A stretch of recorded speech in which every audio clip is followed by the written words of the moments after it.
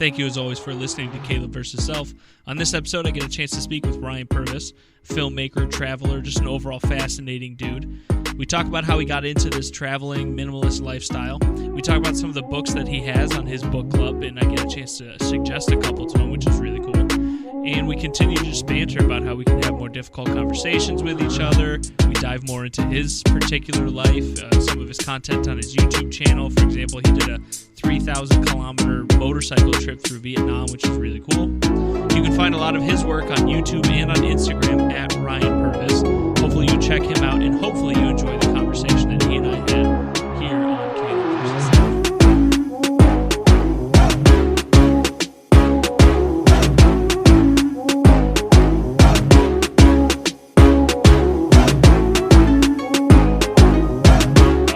Again, I appreciate you hopping on, Ryan. I've got Ryan Purvis, filmmaker. I said a couple other things, but I'm going to try it again, right? Gardener, skateboarder, world traveler, all sorts of stuff. So right from the get-go, how is it that you got into traveling so much? Where did that come from? So it came initially from my brother as a young kid. I got to hear stories from him as he was like leading tours around the United States, and he would do that during the summers, and he would just take, like 15 or 20 people from outside of the country. They get into his van, and he's just driving them around the country, showing them specific parts and stuff like that. And then he would take his money that he's made from that entire summer, and then he'd go travel in Southeast Asia and Europe and New Zealand, and then whenever he had a moment, he would come home, and that's when I would kind of like get to hear his conversations with his friends about like what he did when he was traveling, like all of his crazy stories, and like he was like an idol to me. So when I saw him doing all these things like that, it's just like natural to gravitate towards that kind of lifestyle as well when you grow up. Because I kind of am like an adventurous soul. Like I think I was just born that way. And then lucky enough to have him just kind of like push me in that direction. And it wasn't until I was 25 that I was actually living with him in California at the time, and didn't know what I was doing with my life, and just every night I would hear him on the couch across from me just being like, Ryan, man, you should go travel Asia. You should get out there. You should start doing something. This is the time to do it, man. And finally convinced me enough to buy a ticket to Thailand, and spent 3 months. I was over there 3 months by myself, going from Thailand to Laos to Cambodia back to Thailand. And then at the end of it, I was just like, okay, I understand what he's talking about, where it's like how amazing it is, what you can learn about yourself and through new experiences like that. And so I went back home and sold everything that I had left, which wasn't too much because I only had like what could fit in my car, but sold all that stuff. And then so I had no reason to go back home. And then I probably saved about 20 grand and just took off to Vietnam, and now I'm in New Zealand 5 years later, and just I think I've gone home once or twice maybe, but I just love the new experiences. Like it's just addicting, man. Yeah. Well, for that first trip, I'm going to change gears a little bit here. On that first trip, what experience did you get to first where you were like, oh, this is what he was talking about. This is what I'm in love with. Let's see where I can go with this. Do you happen to remember?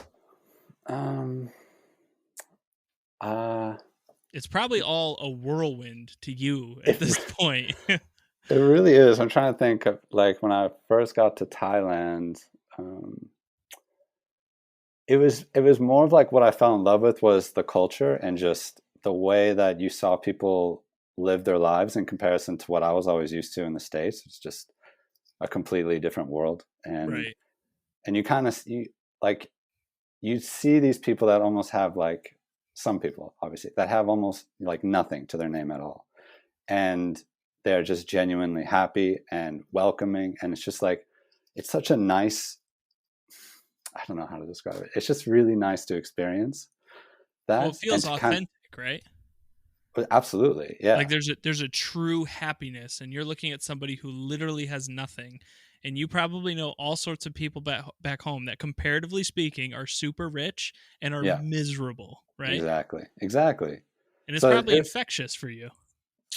yeah, it definitely, it's if that's like the moment that I can think of, that was like, I was like, okay, I want more experiences like this. That might be it. It wasn't like, oh, I went and had this food, or oh, I went and went bungee jumping or something like that. It was like just seeing the local people and the way that they lived, and just experiencing that culture.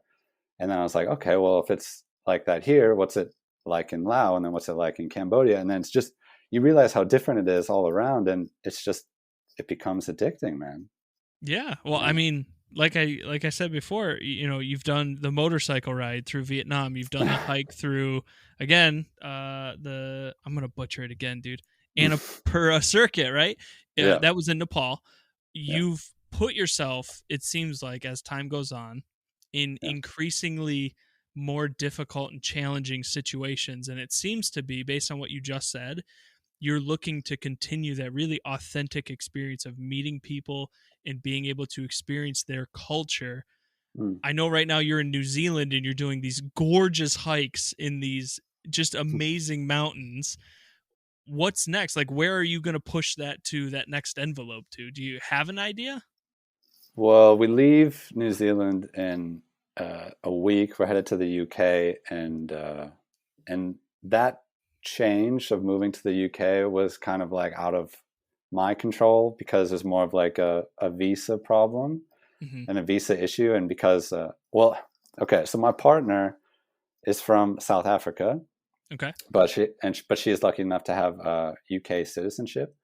And being as an American, this is like the only place left, because we both met in Australia, and this is the only place left that would allow us to have a working visa where we could both like live and work in the country legally, because the United States doesn't um, validate a civil partnership.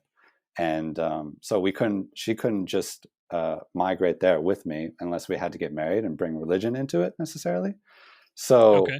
and a lot of people do that, and it's fine and everything, but we don't want to get, have to get married for the sake of staying together. We'd like to do it if we chose to in our own religious way, kind of thing. You know what I mean? Yeah, Um, absolutely. and so this yeah, problem here in New Zealand happened, and now we're moving to the UK, and we get 6 months there as a US citizen. And so we don't know what we're doing yet. We're going to be maybe going back and forth between the US and the UK, but right, that alone is an adventure. It's like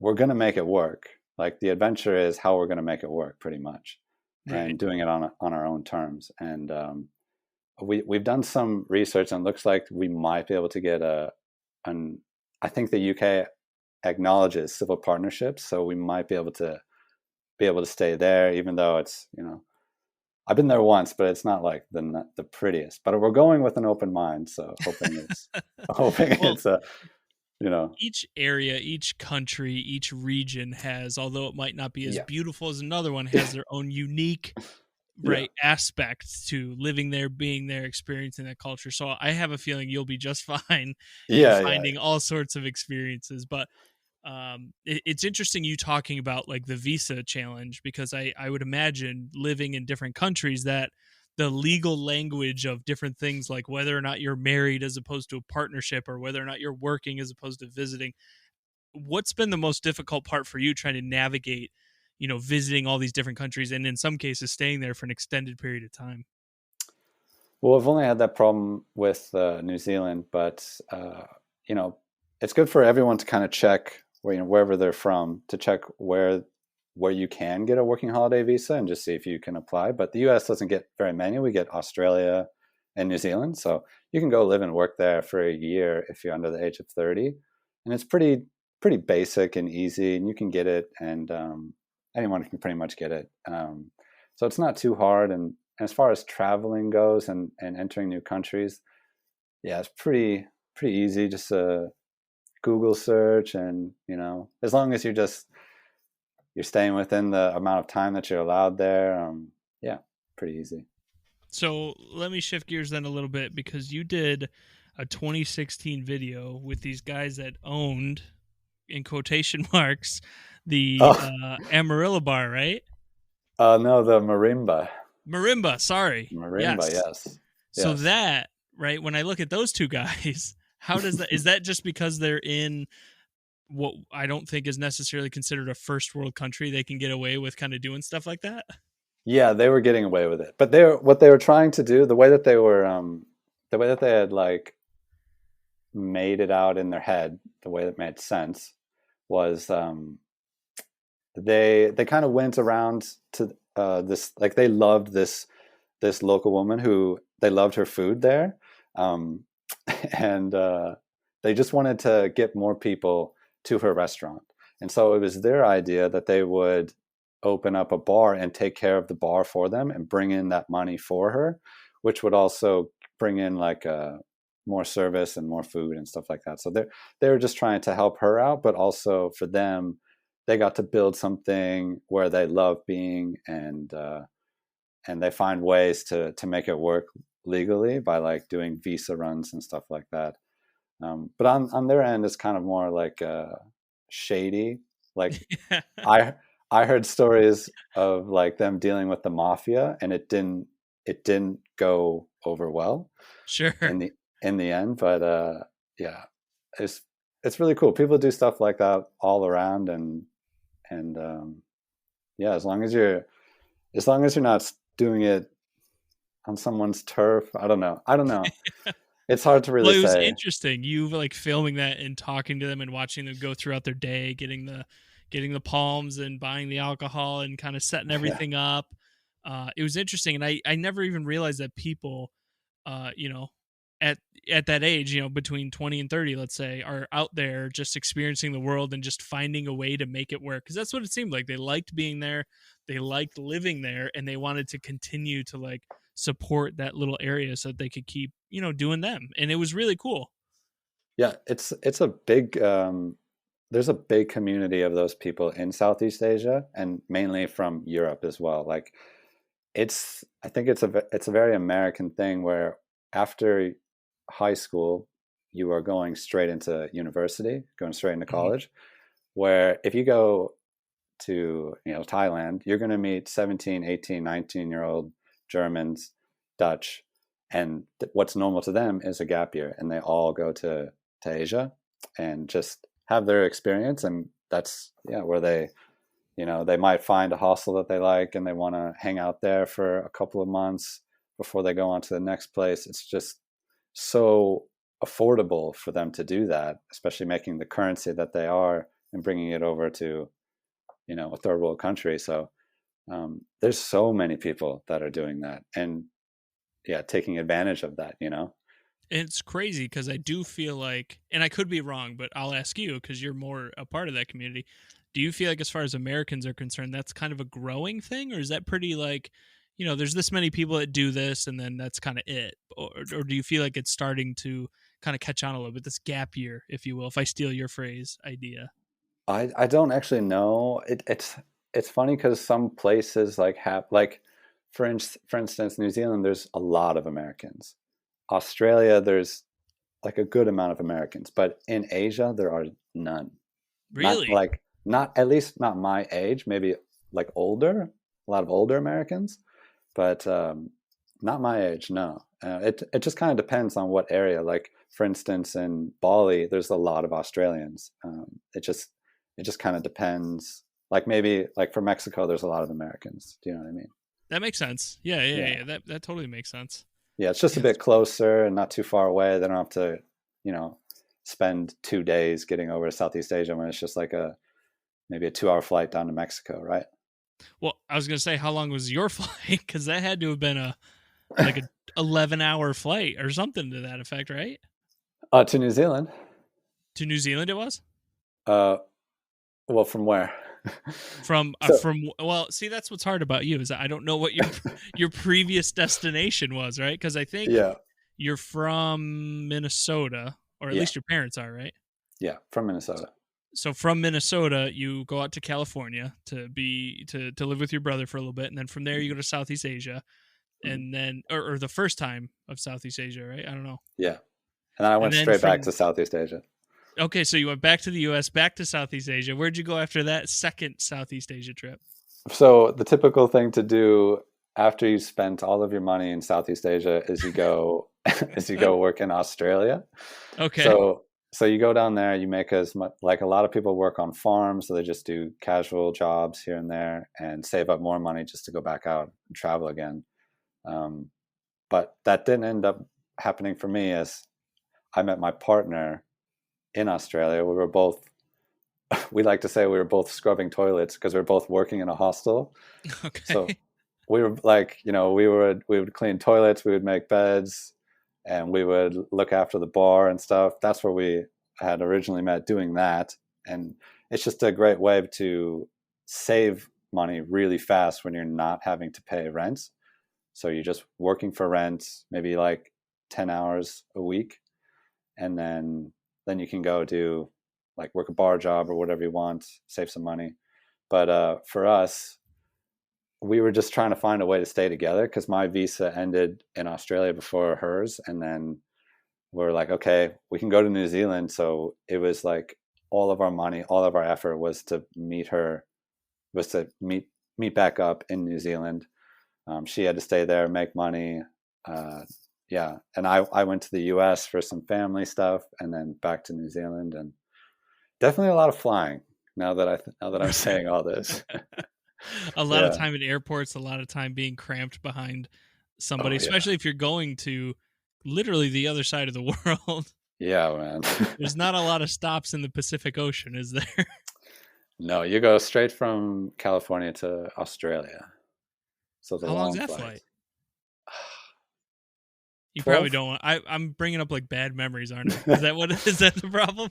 No, man, I just crush movies. I'll plow into like maybe 4 films, and yeah, now I'll probably bring books because now I'm big into reading. So I'll bring a book Yeah, with me this time.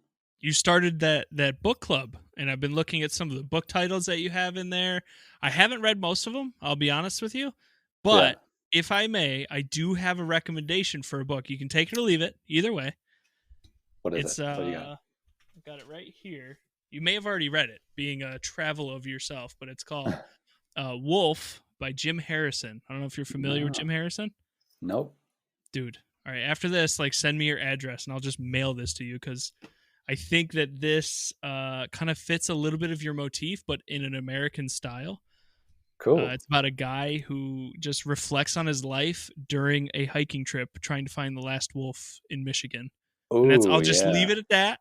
It's a fictional book, but Jim Harrison is an amazing author, and I have a feeling you're gonna like this book. So, Yeah, um, I try to read all genres. I don't stick to anything. I just like to keep mixing it up. So definitely, man, really. yeah, Yeah, you've got that a sounds whole great. bunch of different. I mean, in the categories on your website are really cool. You've got find meaning and purpose, travel, Bill Bryson, which I want to ask you a little bit about because you seem to be a fan of his work. Yeah, yeah. Novels, biographies, nonfictions, sci-fi dystopians. Which who doesn't like a good Hmm. sci-fi dystopian? 1984, you've got in there. I see that one. Yeah.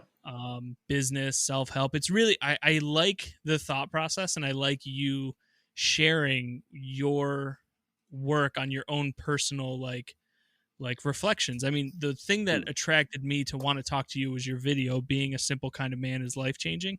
And in there, Yeah. you talk about the two things you really focus on, which is experiences, which I mean, hell, just go to Ryan's YouTube channel and you'll see all sorts of stuff. But the second thing is that continuous self improvement. And it seems to be that books are starting to help you guide that. Is there a book in particular that is like, if you don't read any other book, this is the book that I really like? uh, One book in particular, It doesn't have to be one, but I'd say what there's books are one. really? Yeah, there's one book that really played on my mind for like months after reading it, and it's called um, "The Reluctant Adventures of." Oh God, I don't even know the title. I'm going to butcher it. "The Reluctant Adventures of the Messiah," and it's Okay. called "The Illusions" by Richard Batch. I'm not sure what's the name, but Okay. I would look into that one, and I'm not going to say anything about it. And Okay. after all the books that I said, it's just had, yeah. How do I tie this in? Like I wanted to make that book club because when I started getting into books, I kind of wanted like someone that someone that I trust or someone that I look up to. I wanted them to have that like just a library of books that they've read and then like the impact that it's had on them and that way you can kind of see like um, what you might want to read next Hmm. and so that's what I'm trying to make just like yeah just kind of share the impact that it's had on me and this book um, I was thinking about it for months after reading it it was like a life-changing book and I've got it's it it's pulled up on Amazon here, so it's going in the cart. It's gonna be cool one of the ones that I read. yeah. What's the next? I know you're working on. What are you working on right now? I just had it up to The Mastery of Love. Oh yeah, just finished that one. Yeah, that was. Have you read that one? I have not. I have not. I like the information, the short brief, your favorite quote, the impact on you, all that stuff that you put into Mm. Instagram is really cool. I haven't read that one, but what's the next one that's coming out, or is that a mystery? I just got a, I just got a message from the library. I tried to put I think it's called The Little Prince by, it's a French author. It's like a children's book, um, but it's I don't know. I've been recommended this book by so many people that I need to read because it is meant for children, but it has so much uh, concepts within it that you can appreciate at any age level. So Okay. I'm going to try and read that before we leave. So for that, do you put up the book that you're going to read before you read it, or do you put it up after you've read it and you put in your quote and what you got Yeah, from it? How do you do that part? just after it. I don't give it too much attention just because I haven't found the right rhythm to make it all work yet. But it's like a work in Sure. progress. Like obviously, I want to share it and make it more communal, but it's right now it's early days, and I'm still trying to work out the kinks and how I want to share it. But um, I honestly am a fan. I know I'm not, anybody. I'm some guy in a basement somewhere, but the books that you're choosing, the stuff that you're reading is really cool. One of the ones that I have read, The Call of the Wild, Jack London, that one ah, is fantastic. I yeah, haven't seen the movie yet, so I me don't neither. know. I heard I it's don't know got if I bad want to ruin it. reviews. I heard it's got bad reviews, so I don't want to ruin it Really? either. Oh man. Yeah. Uh, but that one was a really good book. Just I feel like I can spoil it because it's pretty. Well, I won't do that. What are you big into adventure books or like if you're into this, what do you call it? Jim Morrison? No, Jack Morrison. Who's this guy? I forgot Jim it. Harrison Jim is Harrison. this one, the Wolf, or just And then Wolf. do you have any other books like that? You should send me those. I'm curious. I've got the Old Man and the Boy, which is a bunch of short stories with kind of a hunting focus. I know, if I'm not mistaken, you're I don't know if it's vegan or vegetarian. Yeah, I'm living the vegan lifestyle. Okay, which is awesome. I personally try to do my best to live a I don't know what you would describe it, but I don't know, procurement. So I hunt. Yeah, So I go deer hunting, whitetail hunting here, turkey hunting, that type of stuff, and I'm fascinated by kind of the old timey mentorship, if you will. So in yeah, this, right, it is an older guy teaching a boy as he's getting older life lessons through hunting and hiking and forestry and things of that nature. right, Um, the other one that, especially for hunters and for people who maybe disagree with hunting, because obviously there's a lot of that as well. There's a book by Jim Posewitz called Beyond Fair Chase: The Ethics and Tradition of Hunting, And it Ooh. really gives you a better breakdown and an understanding of why people hunt and the ethical reasons that they have and the ethical methods that they have to do what they do. So there's a weird dichotomy between, people who eat your Burger King and then want Mm. to ridicule people who actively go out and try to, harvest their own meat. It's a really Yeah. good kind of point to say, hey, here's why, here's what we appreciate, and this is the rules that we try to follow as hunters outside of even the law to make sure that we're still doing this as ethically as possible. So Yeah, that I got sounds all like sorts of other stuff though.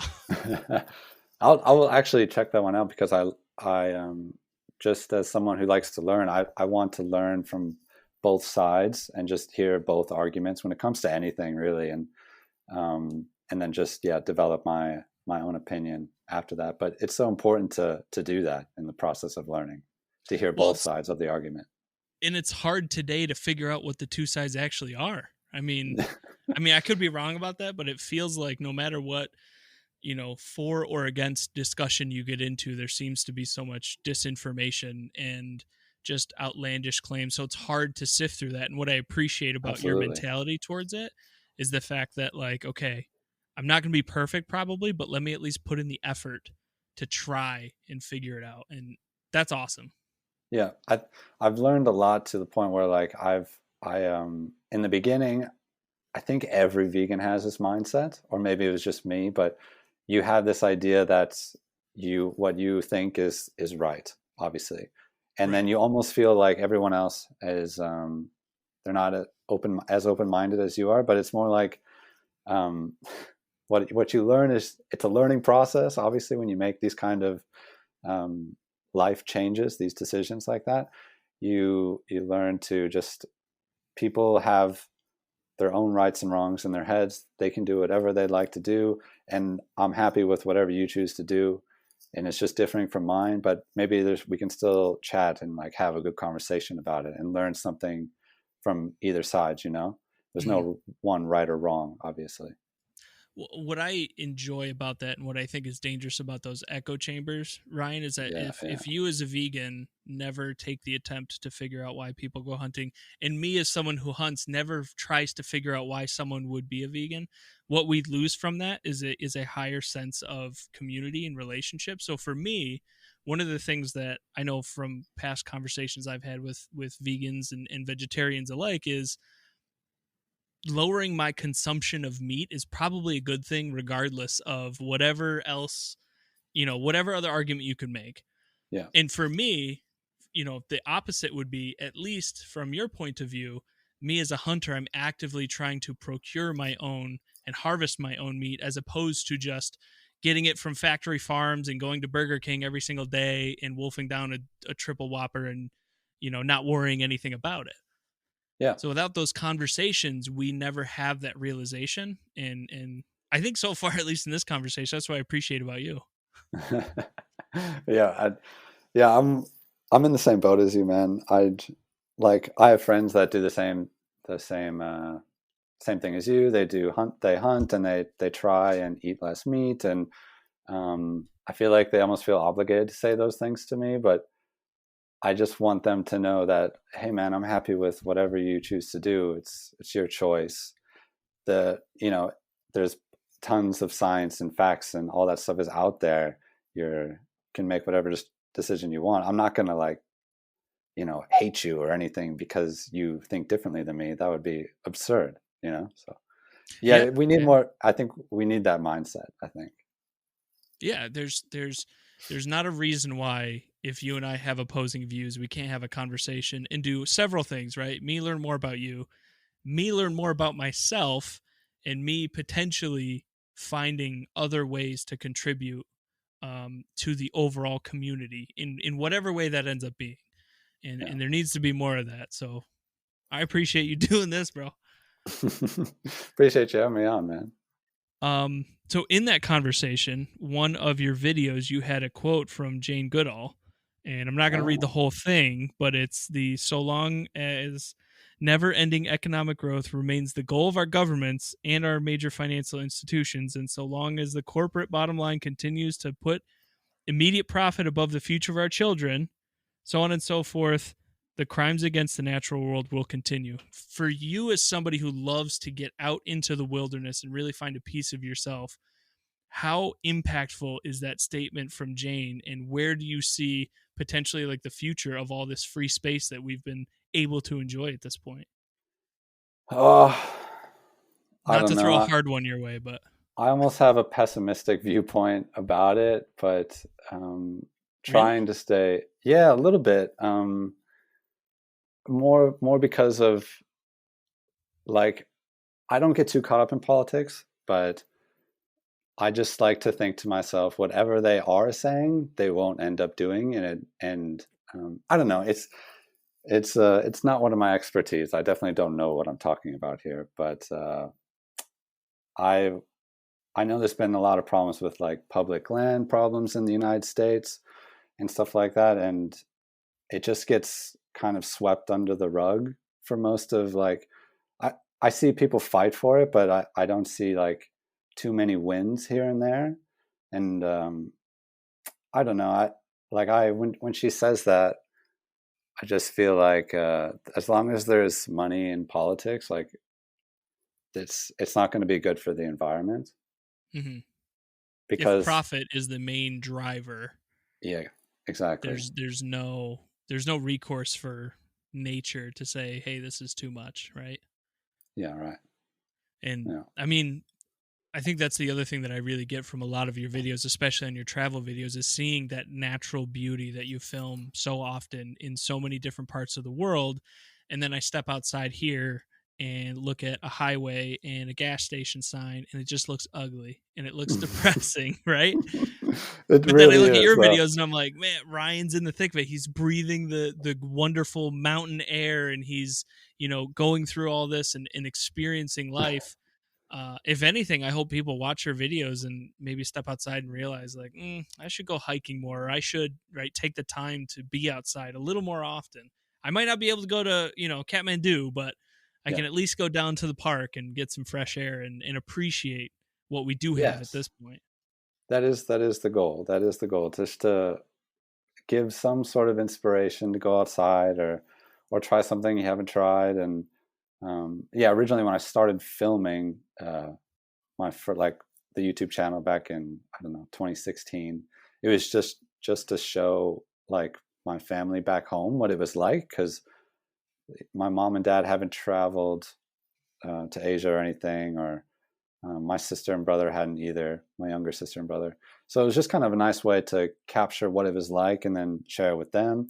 Hmm. And they can kind of live that experience through the videos as well. And yeah, when you make something like out hiking in New Zealand, man, it's like no one. I'm privileged to be here and to do that, but it takes a lot of sacrifice to be here and to do that. And it's a lot of feeling uncomfortable and putting yourself in uncomfortable situations just to be able to do it. But it doesn't need to be like it's so beautiful in the States. Like I'm sure, yeah, you live right next to the freeway, but I'm sure if you drive 2 hours and you're in the Adirondacks, or I don't know actually where Rochester is, but Yes, you are correct. It would be three that's hours not to the that far. Adirondacks. Yeah, Yeah, no, that's we've not far. Yeah. I have a backpacking trip with my brothers planned for a 3-day weekend in about 2 weeks, and that's literally why we go, Ryan.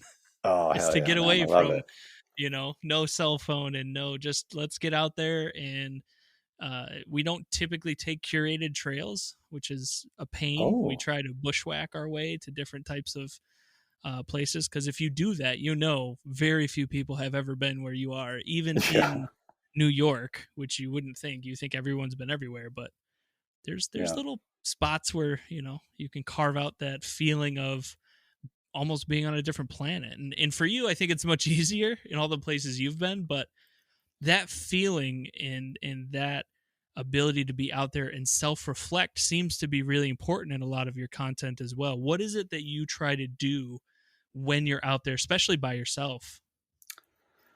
I hold on. I do want to ask you about bears because I'm so curious about Okay. bears. But Yeah, yeah.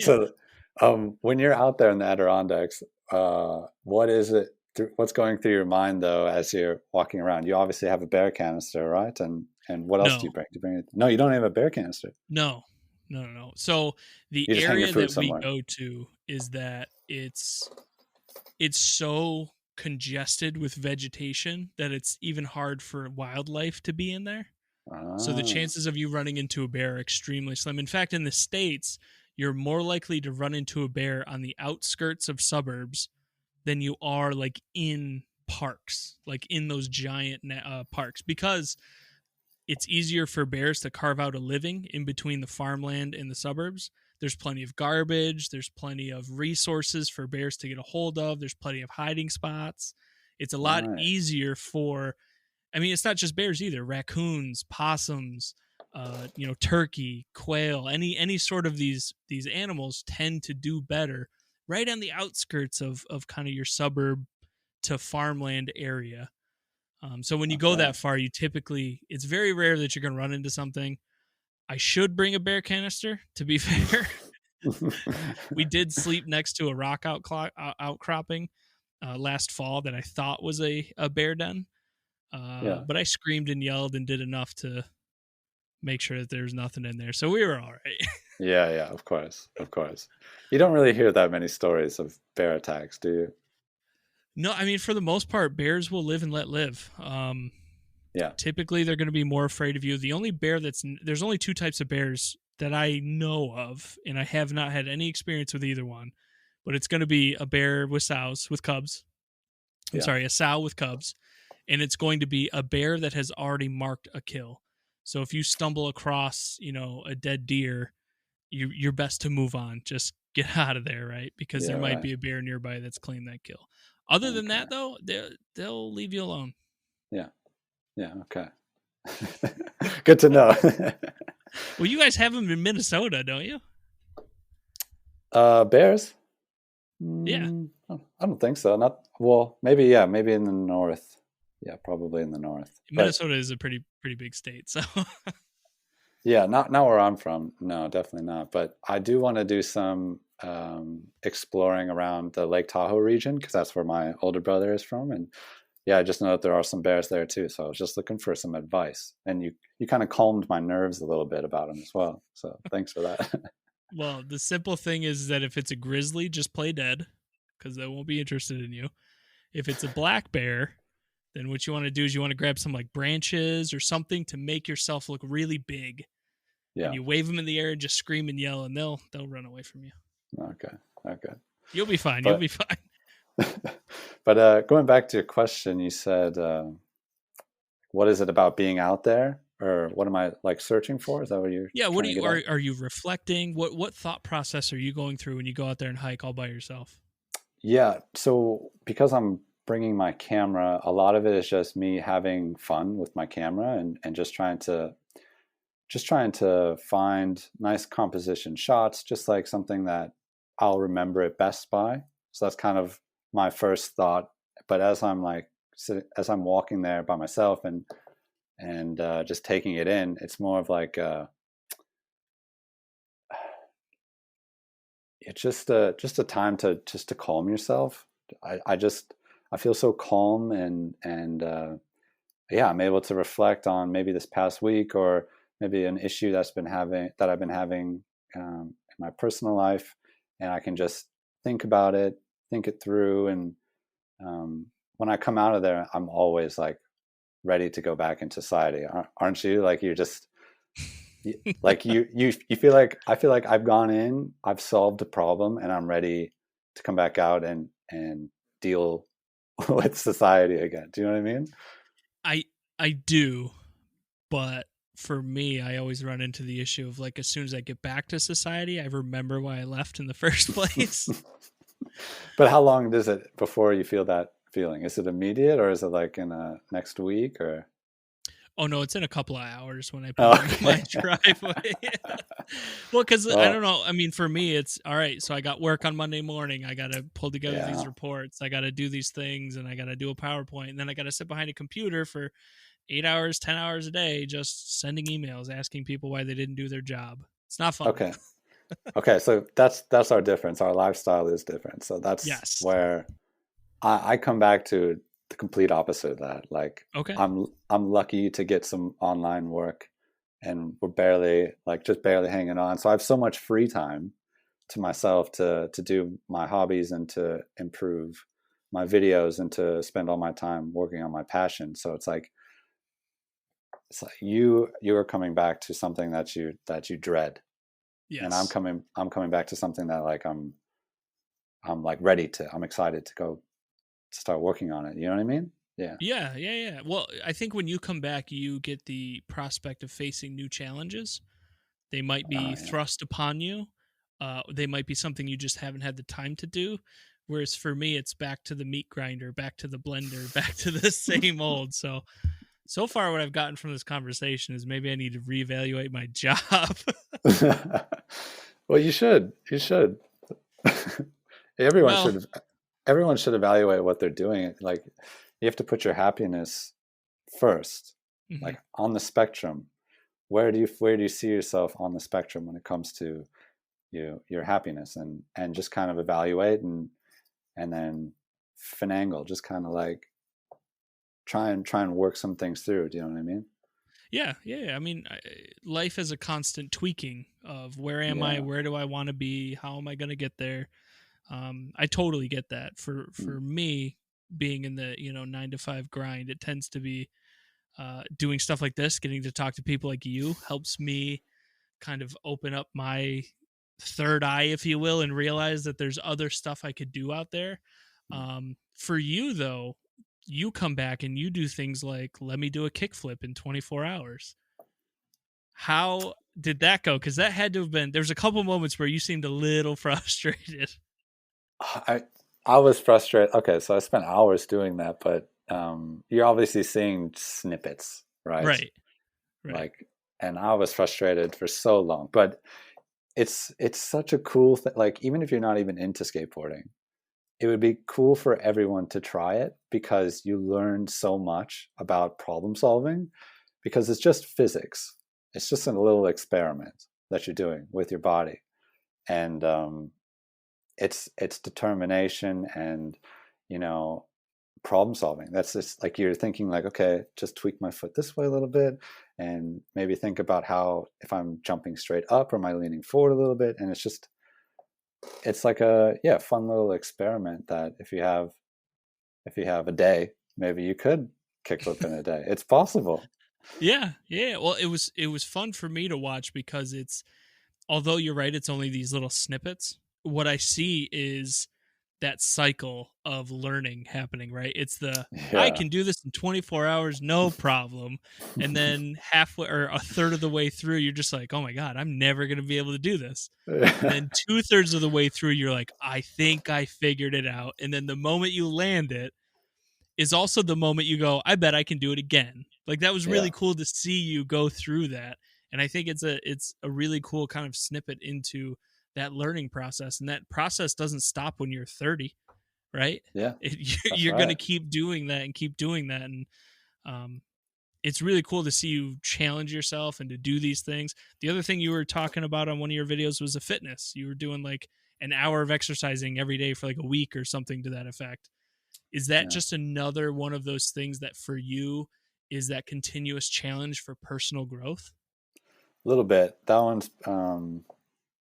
is just I like back in high school, early college days, I was big into fitness and just trying to stay fit and take care of my body and stuff. But yeah, as of recently, I just kind of slowed down, and I always have my dad in the back of my mind when it comes to fitness because he's oh god, he's 64 now, and he works out every day, goes hiking every day, and he just talks about how important it is and how like he sees like some of his friends who have gotten older and how they can't move anymore, and it's probably a fear, but he doesn't want to have that.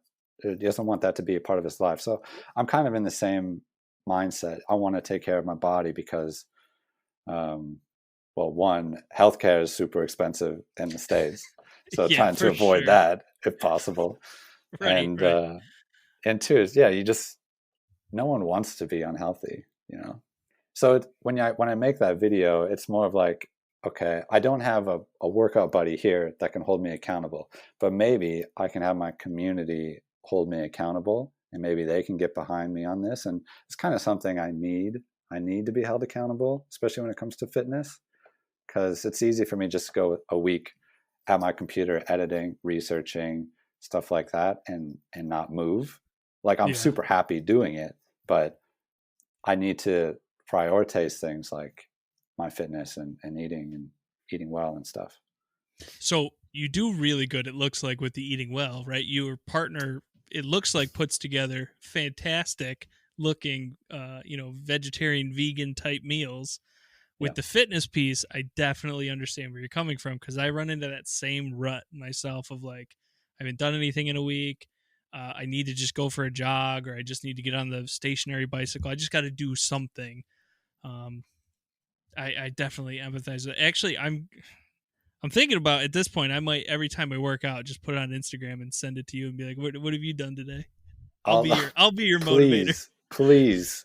That's what I need. Someone just All to right, hold me accountable. We can it's do done. that. It's All done. right. Every Too time I do easy. something, I'm gonna send it to you and be like, bro, what's up? Where are you at? All right. I like it. I like it. It can be anything, just as long Yeah, as yeah, you're yeah. As long as raising you're your heart moving. rate. Yep. Yeah, exactly. As long as you're moving, as long as you're doing something. Um, So, do you find that that's a problem for you? Like you get yourself in a rut, and is it because no one's holding you accountable, or what's the reason for? Yeah, I think it's no one's holding me accountable, and I think the second thing, the a little lesser, but it's easy in my situation, I feel like, to make excuses for myself. yeah, Right? Like, oh, I've got two kids I've got to take care of. I've got, I have my wife and I have my job, and I just don't have the time to that. And you and I both know, pardon my French, that's bullshit. Like 20 minutes, 30 minutes, you can carve that out in a day, even if it's every other day or 4 times a week or something like that. I think that's my issue, is it's easy to make that excuse and be like, oh, I yeah, just don't have time. I can't do it. yeah. I'm right there with you. It's too easy. Yeah. So some of the other experiences, and one of the funnier videos that I appreciated was you putting up the video of trying durian fruit for the first time. Oh God. That Have was so like authentic of like what it would look like if somebody ate that. have you tried it before? I have tried it before. Okay. And was it I don't similar? think it's as bad as everyone makes it out to be, but I Oh. also think I just don't have like the best taste buds, to be honest with you. Well, I think it is an acquired taste from what I've heard and when the comments that I've read on the video, but a lot of people in the area, they love durian fruit. Absolutely love it. And it's to me it's like a love-hate thing. But maybe if it's like an acquired taste, then yeah, people can like it over time. But as far as our first experience, I thought perfect music uh, to like really showcase how dramatic it was. Right? I was just trying to make it as dramatic as possible. But Well, if it you was haven't really tried cool. durian, yeah, yeah, definitely people should try it. For sure. It was cool to see, like, it looked like you were also, and in some of your videos I kind of noticed this, you're working on, and tell me if I'm wrong, but you're working on trying to pull an emotion out of a scene using the image and the music, as opposed to just me telling you durian tastes like garbage, or this hike is really hard, or this experience is very freeing. You're doing that with music, and you're doing that with your editing.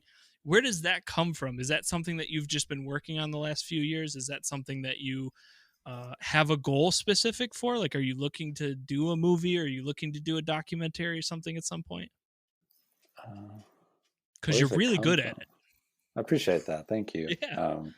But I think, yeah, because I'm a student of YouTube, you can say, I guess. Yeah, I see a lot of videos of, I mean, basically what I started doing was just like the typical vlog, and I just, I don't, I don't like that style anymore to an extent. So I want to make stuff that I like and that I would watch, and I like to challenge myself with each video to try and tell the story in a super creative way that I could normally just say like, yeah, like for this for this video that you first saw me on, the uh, the simple life or Hmm. simple man can be life changing. Like I could have easily just said like I'm moving countries, but I tried to take a bunch of concepts, put it together in an interesting way, package it all nice and tight through music to try and also bring out that emotion. And yeah, it just takes practice and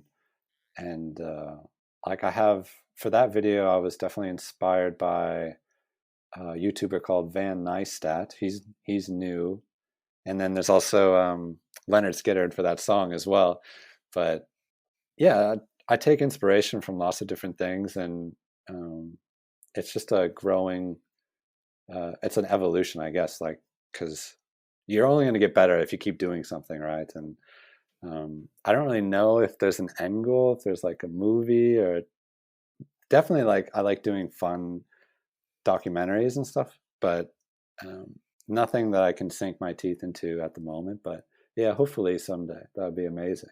Yeah. Well, the playlist that you had for your Annapurna circuit there, I mean, that essentially plays like a movie. Granted, it's a little more vlog style, but there's really cool shots with the drone, and there's cool music, and you really dive into a lot of the aspects of that trip. And I mean, that played like a movie to me. So I could absolutely see you doing something, on a larger scale, more aimed towards a specific trip, or, maybe a specific, who knows what it is in the future. But I really hope that you keep doing that, because like I said, that video, it's a 3-minute video essentially.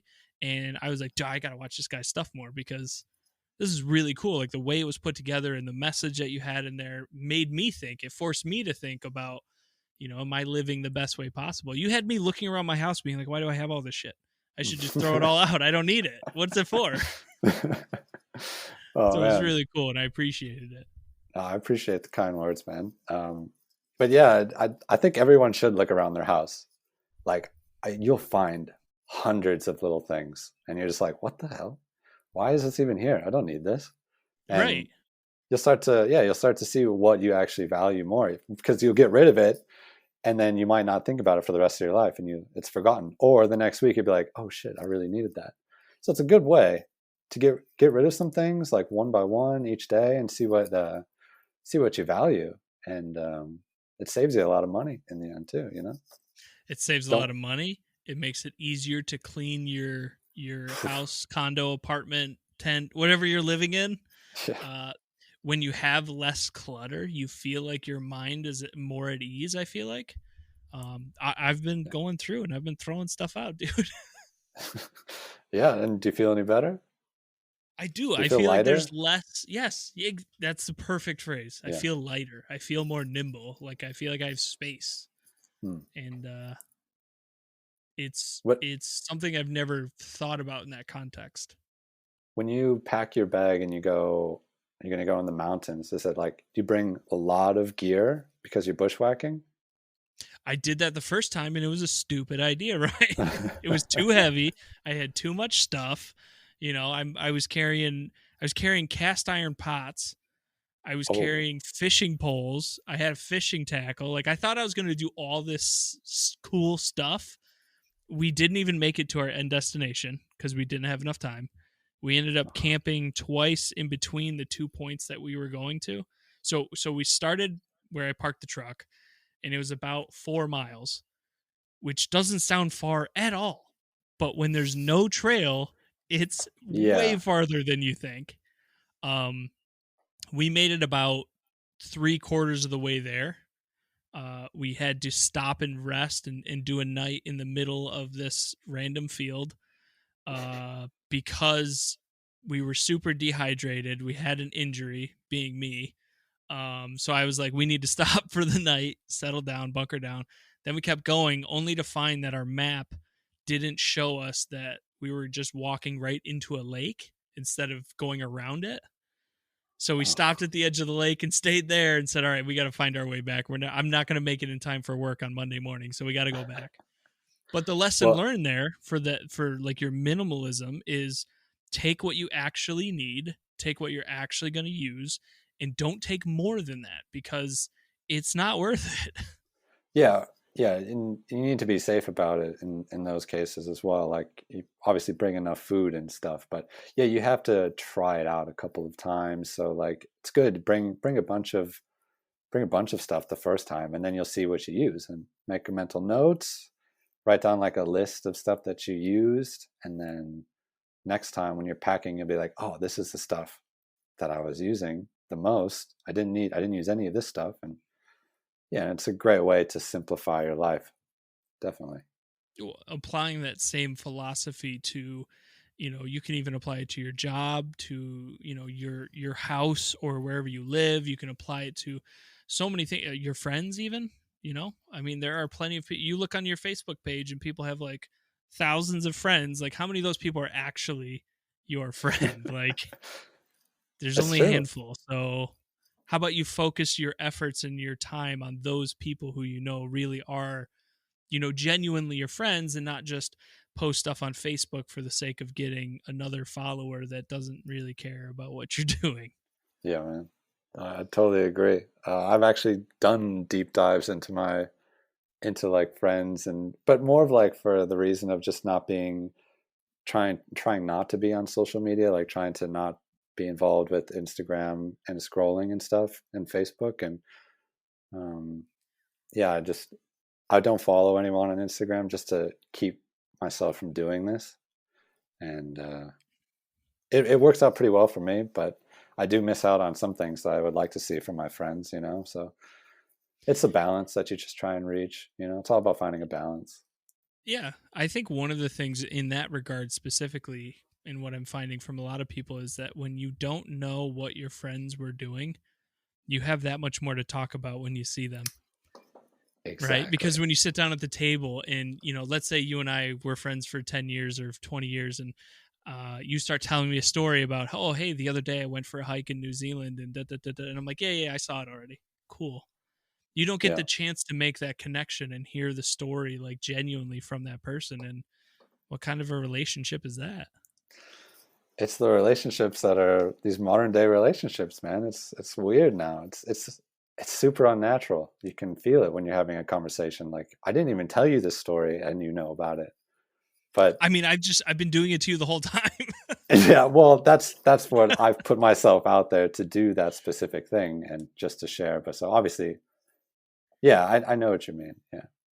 There's a difference there, right? When you're having those conversations, or when you're kicking back and having a beer, it's different hearing that story when you haven't heard it or don't know anything about it, than if you have this like cursory knowledge that you went and did something. Then the story becomes disinteresting, and that's just not fun for anybody. Yeah. I want to hear it from the horse's mouth. I want to see what you made, and I want to hear how you felt about it. It's more genuine, it's more authentic, and it feels like it's more grounded, as opposed to this, like you said, right? Scroll, scroll, scroll all day Yeah, long. man. Yeah. Yeah. Yeah, totally, Well, man. well, I appreciate the time, Ryan. We're coming up on an hour here, so thank you for everything. I look forward to sending you my terrible workouts and hopefully motivating you to start getting back on it.